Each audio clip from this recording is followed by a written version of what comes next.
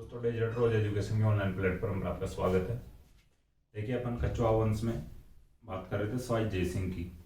ठीक है, 2 क्लासें हो चुकी है सवाई जयसिंह की अपने। आज तीसरी क्लास है सवाई जयसिंह की।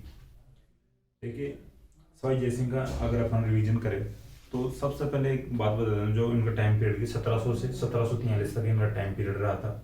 और अपन पिछली क्लास का रिवीजन करेंगे। ठीक है, लेकिन पिछली क्लास में अपन ने स्टार्ट किया था सवाई जयसिंह की जो सांस्कृतिक उपलब्धियों के बारे में। ठीक है, आज साहित्यिक उपलब्धियों की चर्चा करेंगे। सांस्कृतिक उपलब्धियों की जो अपन रिवीजन करेंगे तो देखिए, जो सबसे पहले बात कहते हैं, जयपुर बसाया था सवाई जयसिंह ने।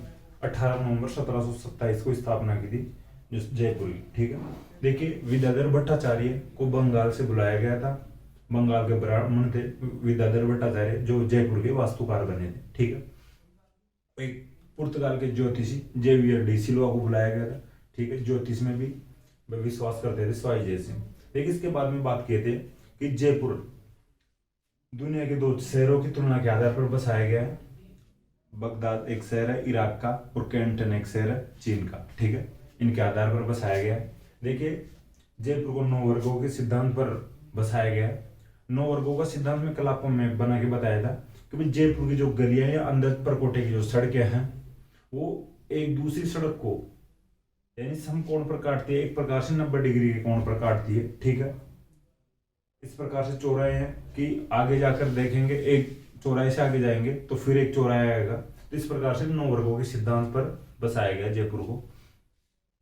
ठीक है, फिर इसके बाद में बात कर रहे थे अपन जयपुर की जो पहली इमारत थी बादल महल थी। ठीक है, पहले जयपुर को शिकारोदी के नाम से जाना जाता था। बादल महल जयपुर की पहली इमारत थी। देखिए, जयपुर के लिए कहा भी जाता है कि भारत का, ठीक है भाई, भारत का पहला आधुनिक व नियोजित शहर है। ठीक है, जयपुर भारत का आधुनिक व नियोजित शहर है, पहला आधुनिक व नियोजित शहर। ठीक है, इसके बाद में बात किए थे अपन नाहरगढ़ किला की। सवाई जयसिंह ने नाहरगढ़ किला बनवाया था। ठीक है, नाहरगढ़ किला, इसका पहले नाम था सुदर्शनगढ़, जो भगवान श्री कृष्ण के सुदर्शन चक्र के आधार पर इसका नाम पड़ा था सुदर्शनगढ़। ठीक है, बाद में नारसिंह भूमिया के नाम से, जो एक सैनिक था नारसिंह नाम का, वो शहीद हो गया था, वो भूमिया बन गया था, उसके नाम पर ही इसका नाम नाहरगढ़ निकाला गया था। ठीक है, पहले सुदर्शनगढ़ था। इसके बाद में बात किए थे अपन चंद्रमहल या सिटी पैलेस की। देखिए, चंद्रमहल या सिटी पैलेस जो राजा का रहने का स्थल था। ठीक है, चंद्रमहल या सिटी पैलेस के नाम से आज जाना जाता है, ये राजा का रहने का स्थल था। इसके बाद में बात किए थे गोविंद देव जी का। गोविंद देव जी मंदिर, देखिए गौड़ीय संप्रदाय का मंदिर है। ठीक है, गोविंद यानी जयपुर के राजा अपने आप को गोविंद देव जी के दीवान मानते थे और राजा गोविंद देव जी को मानते थे। ठीक है, इसके बाद में अपन बात किए थे सिसोदिया रानी का महल। देखिए, सिसोदिया रानी का महल जब अपन ट्रांसपोर्ट नगर से आगरा रोड पर जाते हैं, वहां पर अपने को देखने को मिल सकता है, अपन जा सकते हैं। मिल सकता क्या है, मिलेगा भाई, देखने अगर आगरा रोड पर जाएंगे तो। हालांकि आजकल जो घाट की जो टनल बन गई है, इधर से जाने वाले लोगों को दिखाई नहीं देगा। पहले वाला जो रास्ता था वहां से जाएंगे तो अपने को देखने को मिलेगा सिसोदिया रानी का महल। देखिए, जो अमर सिंह शेखर की बेटी थी, ये सिसोदिया शाखा की थी भाई, चंद्र कुंवर, तो इसी के नाम पर जो सिसोदिया रानी का महल बनाया गया था सवाई जयसिंह के द्वारा। देखिए, इसके बाद में बात किए थे अपन जयपुर में एक नहर निकाली गई थी, हरमड़ा से नहर लाई गई थी पेयजल की सप्लाई के लिए। ठीक है, इसके बाद में बात की थी जलमहल की। जलमहल मानसागर झील में स्थित है। ठीक है, जो जलमहल की जो को बनाया गया था वो अश्वमेध यज्ञ के ब्राह्मणों को रुकने के लिए बनाया गया था। ठीक है, अपन चर्चा कर लेते इसकी। इसके बाद में देखिए बात कर रहे थे अपन जंतर मंतर की। जंतर मंतर बनवाया था सवाई जयसिंह ने। देखिए, सवाई जयसिंह ने 5 जंतर मंतर बनाए थे। सबसे पहले दिल्ली में बनाया था, सबसे बड़ा जयपुर में बनाया था। ठीक है, फिर इसके बाद में 3 जंतर मंतर और बनाए थे भाई, उज्जैन में भी बनाया था। ठीक है, और मथुरा में और बनारस में। ठीक है, उज्जैन मध्य प्रदेश में पड़ता है, मथुरा और बनारस उत्तर प्रदेश में पड़ता है। देखिए, 2010 में अपन बात कर लिए थे, यूनेस्को की विश्व विरासत सूची में शामिल किया गया था जंतर मंतर। आमेर का किला भी इस सूची में शामिल है, और जयपुर का परकोटा भी इस सूची में शामिल है यूनेस्को की में। अब देखिए, आज बात करेंगे सवाई जयसिंह के साहित्य की। देखिए, सवाई जयसिंह साहित्य में भी निपुण था, या साहित्य का भी बहुत अच्छा जानकार था। देखिए, जयसिंह कारी का नाम ज्योतिष ग्रंथ लिखा था सवाई जयसिंह खुद ने। ठीक, जयसिंह कारी का नाम ग्रंथ लिखा था।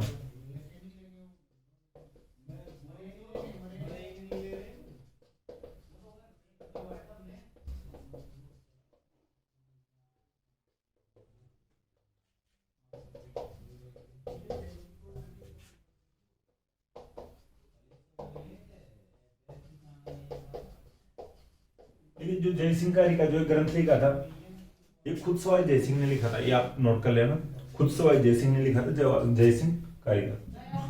देखिए इसके बाद में अपन आगे बात कर दे, एक नक्षत्र सारणी भी तैयार करवाई थी, ठीक है, नक्षत्र सारणी।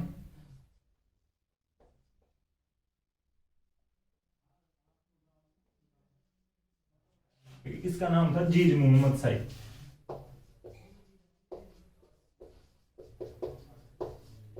देखिए जीज मोहम्मद शाही नक्षत्र सारणी तैयार करवाई थी जयसिंह ने।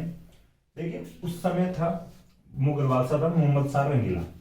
मोहम्मद शाह रंगीला उस समय मुगल बादशाह था, तो नक्षत्र सारणी का नाम भी जीज मोहम्मद शाही रखा गया था, ठीक है। तो सवाई जयसिंह ने तैयार करवाई थी, आप थोड़ा ध्यान रखना इस बात का भी। देखिए इसके बाद में बात करते हैं जो इनके दरबार में विद्वान थे, उनकी भी बात कर लेते हैं। उनके द्वारा कुछ पुस्तकें भी लिखी गई थी।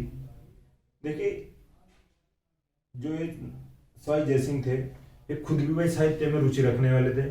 फिर साहित्य में रुचि खुद रखेंगे तो इनके दरबार में जो विद्वान थे वो भी साहित्य के जानकार होंगे ही, ठीक है। जैसा राजा होगा वैसे ही उनके सेनापति भी थे और दरबारी भी इसी प्रकार के थे, साहित्य में रुचि रखने वाले। तो जगन्नाथ की बात करते हैं, पंडित जगन्नाथ।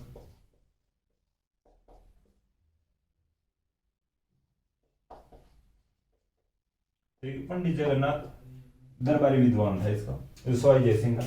देखिए सिद्धांत सम्राट एक पुस्तक लिखता है पंडित जगन्नाथ,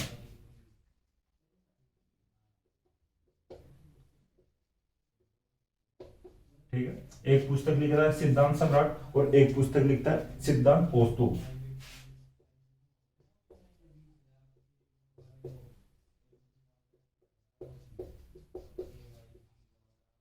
ठीक है। दो पुस्तकें लिखता है सिद्धांत सम्राट और सिद्धांत कौस्तुभ पंडित जगन्नाथ। देखिए एक इसकी थोड़ी और बात ध्यान रखने लायक है कि जो एक ज्यामिति थी, यूक्लिड की ज्यामिति, उसका संस्कृत में अनुवाद करवाया था, ठीक है।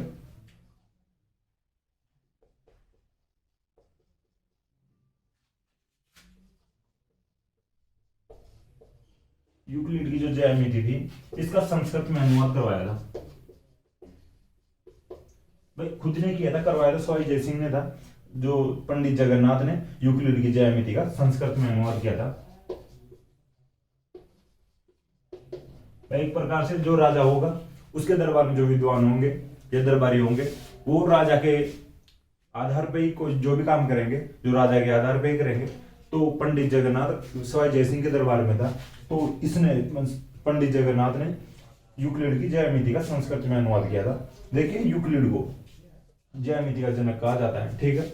रेखा गणित का जनक कहा जाता है, ठीक है। रेखा गणित का जनक कहा जाता है यूक्लिड को। इसकी पुस्तक थी ज्यामिति, ठीक है। इसका संस्कृत में अनुवाद किया था पंडित जगन्नाथ ने, ये थोड़ा ध्यान रखना। अब जो एक विद्वान और था केवलाराम, ठीक है।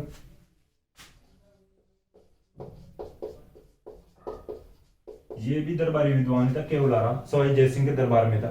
देखिए एक फ्रेंच पुस्तक थी लागोरिथम, ठीक है।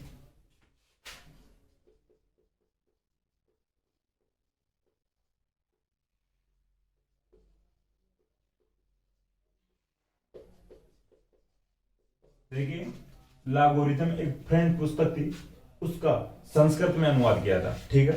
संस्कृत का जो संस्कृत में अनुवाद किया था लागोरिथम का केवलाराम ने, जो सवाई जयसिंह के दरबार में विद्वान था। देखिए अब इसके बाद में बात करते हैं और जो दरबारी विद्वान थे उनकी भी बात करते हैं। लेकिन नयन चंद्र मुखर्जी भी एक दरबारी विद्वान था,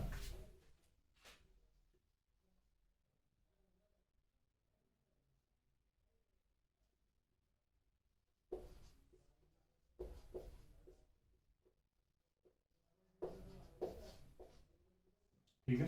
एक दरबारी विद्वान था नयन चंद्र मुखर्जी, एक पंडित जगन्नाथ था और एक केवलाराम था। देखिए जो नयन चंद्र मुखर्जी है, इसने एक अरबी पुस्तक थी, ठीक है, उकर नामक पुस्तक थी, उसका देखिए संस्कृत में अनुवाद किया था,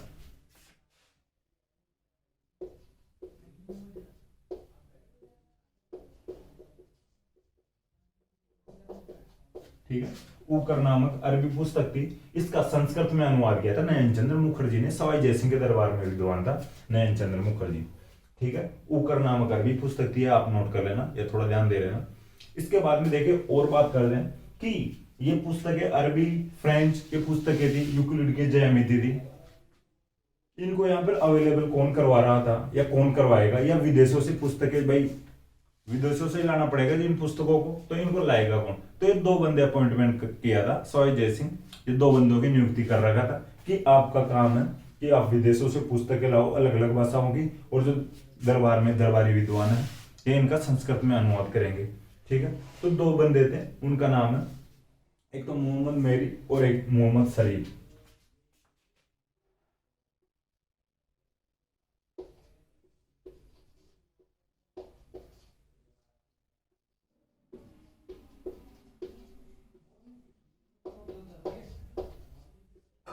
ठीक है, थोड़ा ज्यादा ही शरीफ था भाई, मोहम्मद शरीफ था जो, तो इसको कहा कि भाई तू इतना शरीफ है तो तू विदेशों में जा जाके किताबें लेके आ अलग अलग भाषाओं की, और यहाँ पे इनका अनुवाद करवाया जाएगा।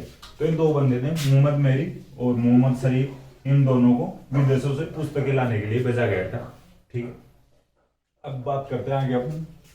देखिए विदेशों से जो जो असली जो पुस्तकें थी वो लाने के लिए बोला गया था इन दोनों को, भाई जो आज से लिखित जो पुस्तकें हैं उनको लाओ और उनका अपन यहाँ पे अनुवाद करवाएंगे।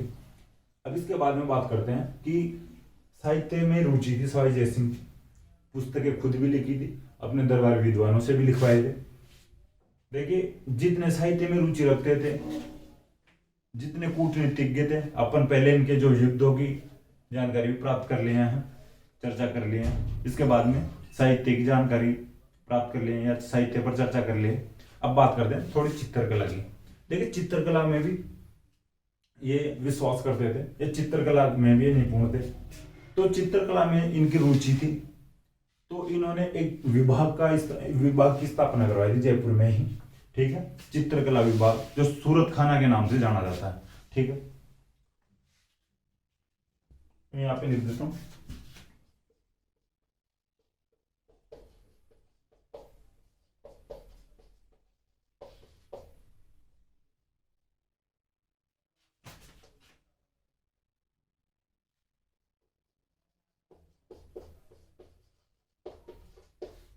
ठीक है, सवाई जय सिंह ने चित्रकला विभाग की स्थापना करवाई थी जो सूरत खाना के नाम से जाना जाता है। ये आप थोड़ा ध्यान रखना, सूरत खाना नामक चित्रकला विभाग की स्थापना करवाई थी, आप नोट कर सकते हो लाइन टू लाइन। देखिए अब इसके बाद में चित्रकला में भी ही भाई विशेष रुचि थी सवाई जय सिंह की, तो इस प्रकार से एक चित्रकला विभाग की स्थापना करवा देते हैं सवाई जय सिंह। अब इसके बाद में करते हैं बात सवाई जय सिंह के सामाजिक सुधारों की।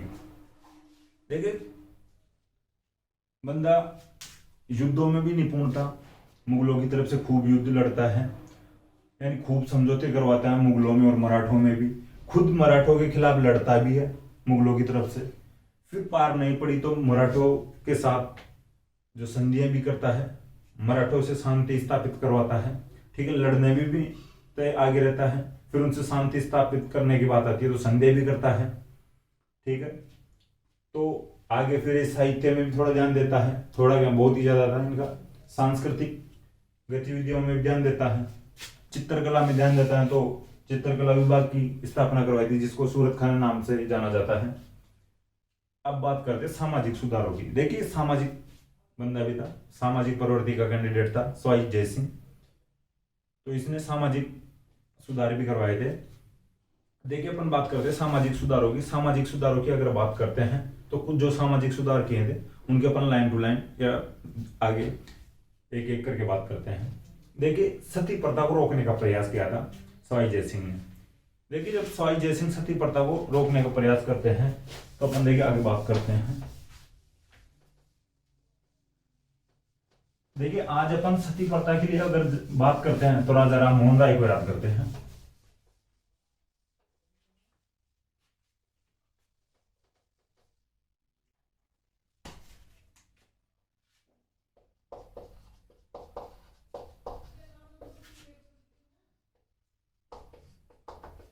ठीक है, सामाजिक सुधारों की बात करते हैं अपन सवाई जय सिंह के। देखिए सामाजिक सुधारों में सबसे पहले बात करेंगे सती प्रथा को रोकने का प्रयास।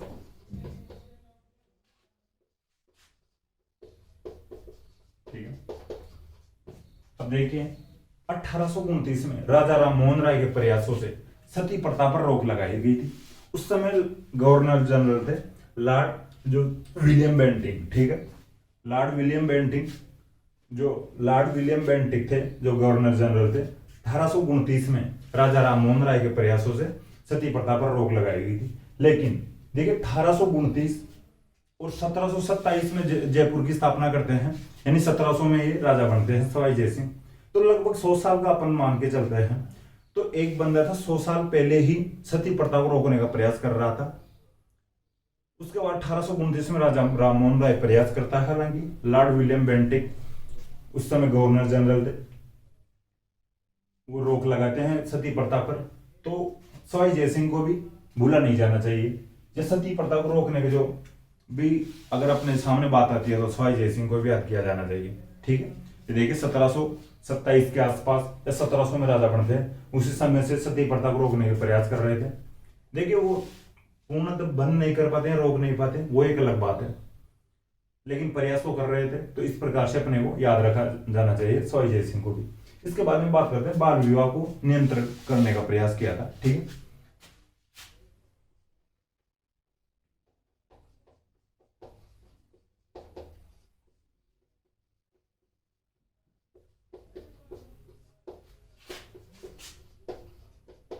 देखिए बाल विवाह नियंत्रण करने का प्रयास किया था जो सवाई जयसिंह ने।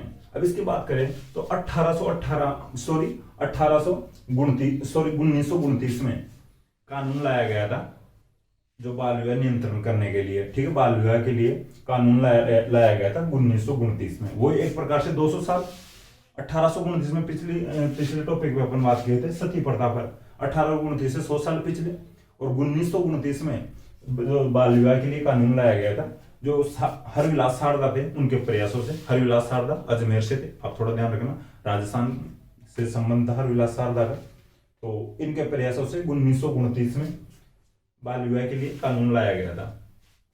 ठीक है, तो 200 साल पहले इधर बंदा तैयारियां कर रहा था बाल विवाह नियंत्रण की, सवाई जयसिंह। तो इनको भी याद किया जाना चाहिए यहाँ पे बाल विवाह के मामले में भी। ठीक, अब इसके बाद में बात करते हैं कि अंतरजातीय विवाह को भी प्रोत्साहन दे रहे थे।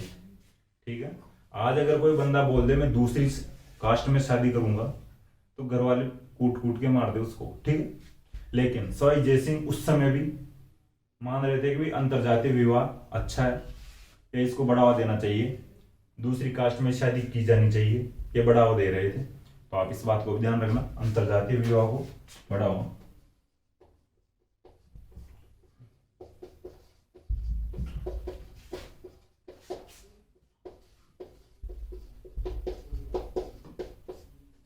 ठीक है, 3 पॉइंट होंगे सामाजिक सुधार के।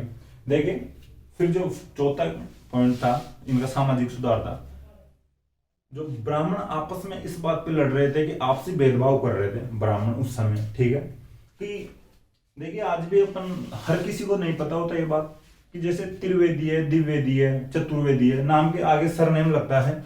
जैसे कोई भी मान लो भाई नाम लगा के आगे द्विवेदी, ठीक है, आशुतोष द्विवेदी, आशुतोष त्रिवेदी, आशुतोष चतुर्वेदी, ऐसे कुछ भी नाम मान लो और आगे सरनेम द्विवेदी, त्रिवेदी और चतुर्वेदी। तो इसका मतलब ये होता है कि द्विवेदी जिसके सरनेम लगा हुआ है वो 2 वेदों का जानकार है या 2 वेदों की पढ़ाई किया हुआ है, 2 वेदों को पढ़ा हुआ है। त्रिवेदी जिसका सरनेम है वो 3 वेदों को जानकार है, 3 वेदों की पढ़ाई किया हुआ है या पढ़ा हुआ है। जिसके नाम के आगे सरनेम चतुर्वेदी है उसका मतलब यह है कि वो 4 वेदों का जानकार है। ठीक है, तो चतुर्वेदी अपने आप को ऊंचा समझता है त्रिवेदी से और द्विवेदी से। त्रिवेदी जो द्विवेदी से अपने आप को ऊंचा समझता है, अपने आप को इस प्रकार से बांट रखे थे कि भाई उच्च वर्ग के आधार पर। तो ये आपस में भेदभाव कर रहे थे। जिस समय अश्वमेध यज्ञ किया गया था तो आपस में एक दूसरे के साथ बैठ के यज्ञ नहीं कर रहे थे, हम ऐसे नहीं बैठेंगे भाई, हम द्विवेदी और त्रिवेदी के साथ नहीं बैठ सकते। चतुर्वेदी बोलता, त्रिवेदी बोलते हम द्विवेदी के साथ नहीं बैठ सकते। तो इस प्रकार से द्विवेदी बहुत ही नीचा हो गया एक प्रकार से। सवाई जयसिंह इनको एक साथ बुलाता है, एक साथ बैठाता है, इनको एक साथ समझाता है कि आप ही इस प्रकार से भेदभाव करोगे तो और जनता का क्या हाल होगा, ये तो और भी लड़ लड़ के मरेंगे ऐसे आपसी भेदभाव करके। तो आप इस प्रकार से भेदभाव ना करें, एक साथ आप यज्ञ करवाइए और जनता में मैसेज दीजिए, ऐसे आपसी भेदभाव से कुछ ही नहीं होगा। तो ब्राह्मणों के आपसी भेदभाव को खत्म किया था, समाप्त किया था। ठीक है, भेदभाव को समाप्त किया था, हम पॉइंट डाल सकते हैं।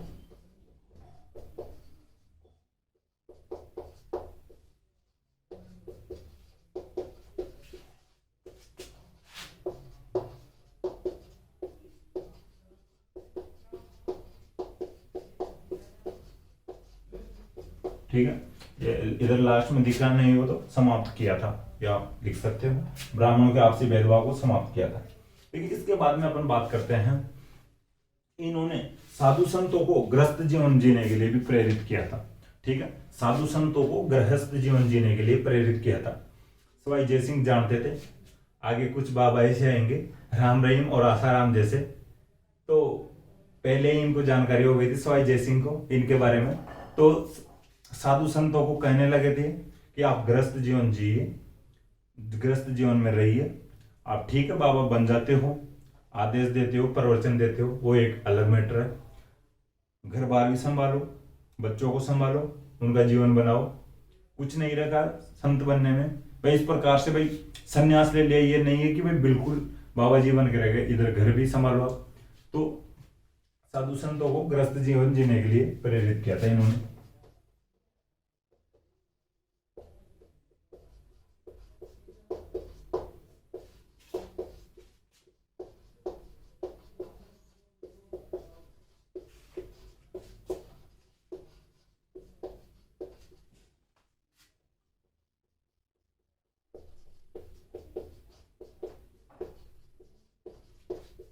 ठीक है, इनको पता था कुछ एक दो बाबा आगे चलकर ऐसे आएंगे, वो साधु संतों के नाम पर कलंक लगाएंगे। तो इन्होंने साधु संतों को गृहस्थ जीवन जीने के लिए प्रेरित किया था। तो आप समझ सकते हो इस बात को, आज कैसे किस प्रकार से जो इस संत बाबा होते हैं, किस प्रकार से जो व्यवहार करते हैं, कैसे जेल में बैठे हैं। ठीक है, इनकी अलग ही प्रवृत्ति हो गई है भाई आजकल, थोड़ा ध्यान रखना। सवाई जयसिंह देखिए इनके बारे में पहले से जानता था, तो याद रखा जाना चाहिए सवाई जयसिंह कितना माइंडेड बंदा था, हर प्रकार से ओवरऑल ऑलराउंडर बंदा था, सोच भी ऑलराउंडर थी सवाई जयसिंह की। साधु संतों के लिए, ब्राह्मणों के लिए अंतरजातीय विवाह को बढ़ावा दे रहा था, कितना स्मार्ट बंदा था ये। अंतरजातीय विवाह तो बहुत ही अच्छी सोच थी इनकी उस समय भी। ठीक है, बाल विवाह रोकने का प्रयास कर रहा था, सती प्रथा रोकने का प्रयास कर रहा था। ठीक है, सती प्रथा के मामले में आज अपन ओनली राजा राम मोहन राय को याद करते हैं, लेकिन इनको भी याद किया जाना चाहिए। देखिए, अब इसके बाद में बात करते हैं कि साधु संतों को गृहस्थ जीवन जीने के लिए प्रेरित कर रहा था, तो इनके लिए एक गांव भी बसवाया था। ठीक है, बैरागपुरा नाम से, मथुरा के पास में, उत्तर प्रदेश में मथुरा पड़ता है, मथुरा के पास में बैरागपुरा गांव बसाया था।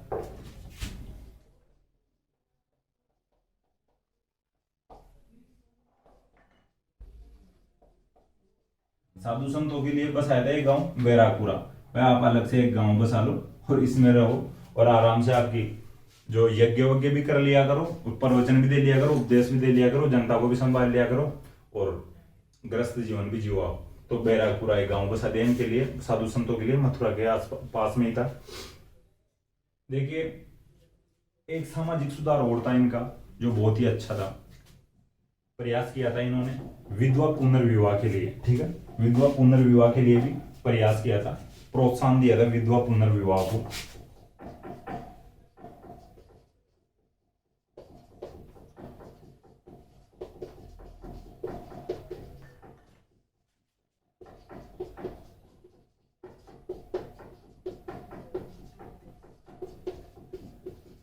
ठीक है, देखिए विधवा पुनर्विवाह को ये भी थोड़ा ध्यान रखो, बहुत अच्छा प्रयास था ये।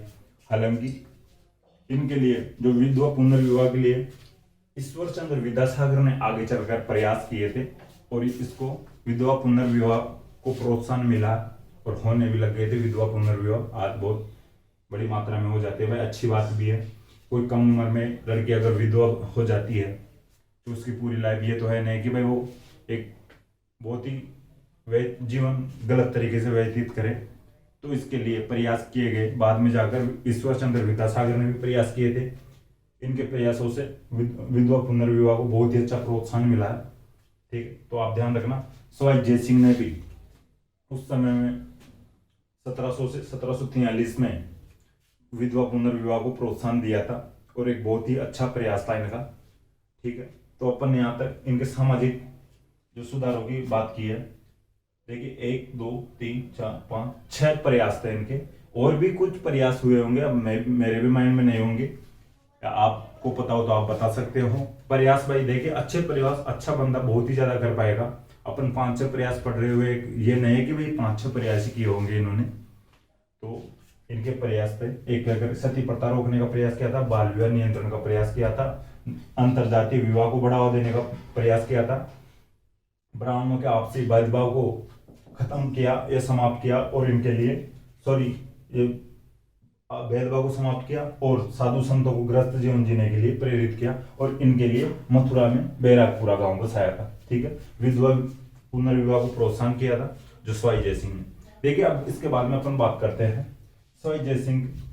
देखिए देवबारी समझौता हुआ था, उसमें शर्त रखी गई थी कि सवाई जयसिंह की जो मेवाड़ से में शादी की गई थी, उस जो मेवाड़ की जो मेवाड़ में शादी की हुई थी, जो चंद्र कुंवर से शादी हुई थी सवाई जयसिंह की, और चंद्र शर्त थी देवबारी समझौते की कि चंद्र कुंवर से जो बेटा होगा वो आमेर का अगला राजा होगा। ठीक है, चंद्र कुंवर जो मेवाड़ की चंद्र कुंवर से सवाई जयसिंह का बेटा होगा वो आमेर का अगला राजा, जयपुर का अगला राजा बनेगा। ठीक है, तो देखिए सवाई जयसिंह